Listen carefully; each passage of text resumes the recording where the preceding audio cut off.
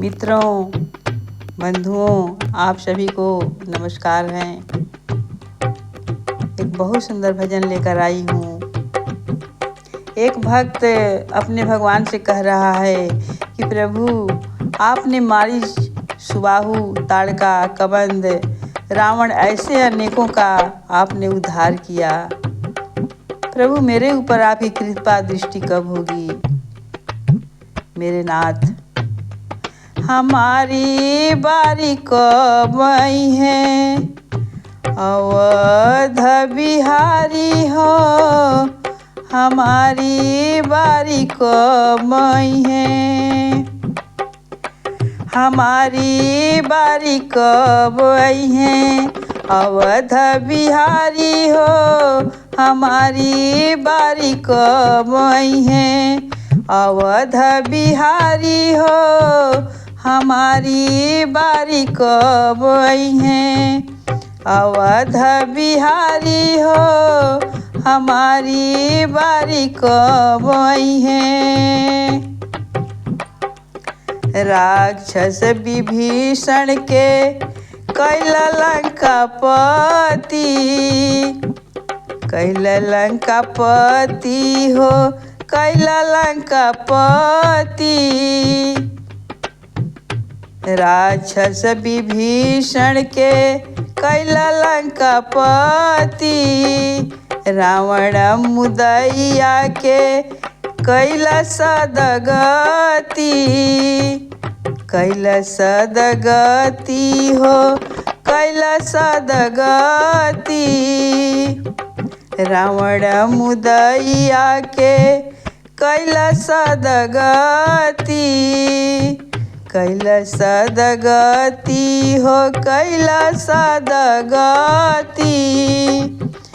राक्षस विभीषण के कैला सदगति, रावण मुदैया के कैला सदगति। ताड़का सुबाहु देला, ताड़का सुबाहु देला, मारीचो के तारी हो, हमारी बारी कब आई है? अवध बिहारी हो, हमारी बारी कब आई है? अवध बिहारी हो, हमारी बारी कब आई है? भक्त कहता, प्रभु, आपने बंदर, भालू सभी को अपना मित्र बना लिया, और जिस समय रावण के संग में युद्ध हुआ, जब आपके सारे मित्र समाप्त हो गए, तो उस समय आपने सबके ऊपर कृपा की और सबके ऊपर अमृत की वर्षा की और सबको जीवित कर दिया।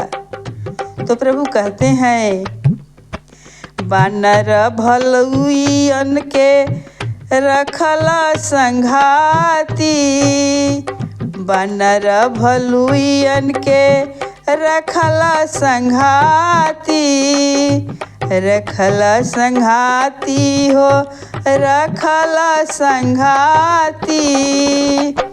अमृत के बरखा करवला वह लोग खातिर, अमृत के बरखा करवला वह लोग खातिर।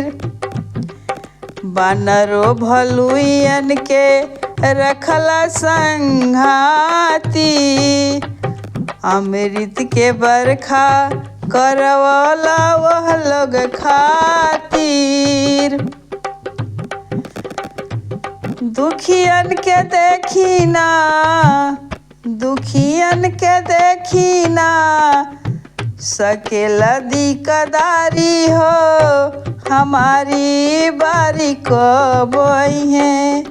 अवध बिहारी हो, हमारी बारी कब आई है?